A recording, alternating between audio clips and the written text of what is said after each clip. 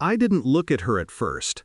The cold metal bench beneath me, my son's small hand gripping mine, and the weight of 4 years of silence, those were louder than her engine. "Get in," she repeated. Her voice shook, not from fear, from guilt. I stood, lifted my son, and slid into the back seat. Leather swallowed us whole. The door shut like a vault. That's when the past snapped open. My wife, the rising CEO. Before the title replaced her name. She'd lean against the kitchen counter, hair tied up, telling me about her day as she stole food off my plate. She used to laugh when I pretended to be annoyed.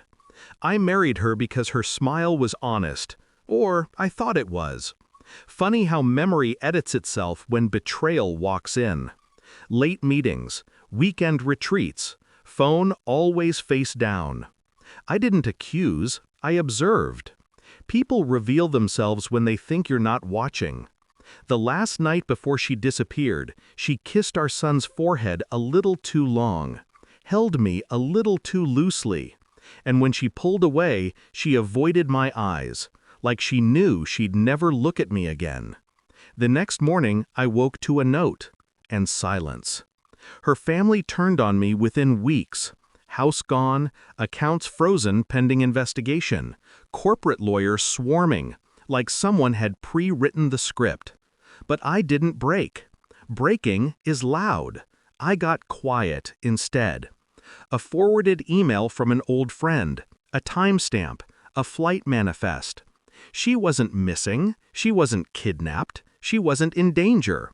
She left, voluntarily, with someone who wasn't me. And the story fed to the world, the narrative her company pushed, made me the villain she heroically escaped. I held my son the night I confirmed it. He slept against my chest while I stared at the proof glowing on my screen.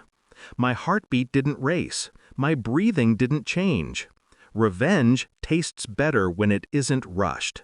Not the loud kind of revenge, the professional kind. I dug through every contract I had ever signed, every board document she left lying around, every text, every email, every inconsistency. There were many. The CEO who built her empire on transparency had a blind spot. She trusted me once, enough to share things she shouldn't have. I understood the company structure better than she realized. I knew which subsidiaries were shells, which acquisition hid debts, which product was about to fail, and I knew exactly who to tell. Whistleblower laws are generous, especially when you have a child to provide for. I didn't do it out of anger. I did it because precision is cleaner than rage. "Your wife, she's back," she finally whispered. I leaned forward. Is she looking for me? No. Her eyes glistened. She's looking for a way out. Of course she was. The investigation had gone public 3 days ago. Stock plummeting. Investors calling for blood. She wasn't running to me. She was running from the fire I lit. "Why am I here?" I asked. Her sister swallowed hard. She said you'd know what to do, that you'd help her. A soft laugh escaped me. Not cruel, just amused. Help her? After she erased me? After she left her son without a mother? After she framed me for the fallout she created?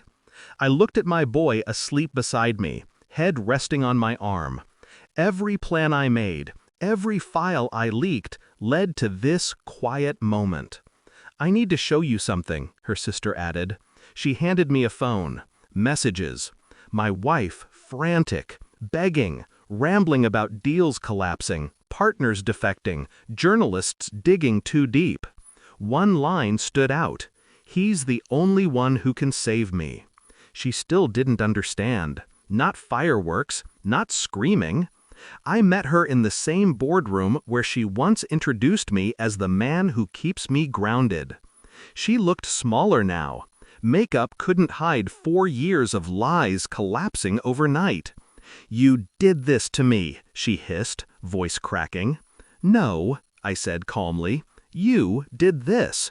Her eyes widened, realization cutting deeper than any insult. She opened her mouth to beg again, but I slid the folder across the table. Final documents, evidence, irrefutable. Her career ended the moment she touched them. "I thought you loved me," she whispered. "I did," I said. "Enough to let you bury me. But I love our son more." And that was the truth she couldn't argue with. Security escorted her out moments later. She didn't fight it. She didn't look back. I walked out of the building with my son's small hand wrapped in mine, sunlight warming our faces. Justice doesn't always roar. Sometimes it sighs. I didn't need revenge to feel powerful. I just needed the truth to finally breathe. And as the doors closed behind us, I realized I wasn't the one who'd been left behind. I was the one who walked away.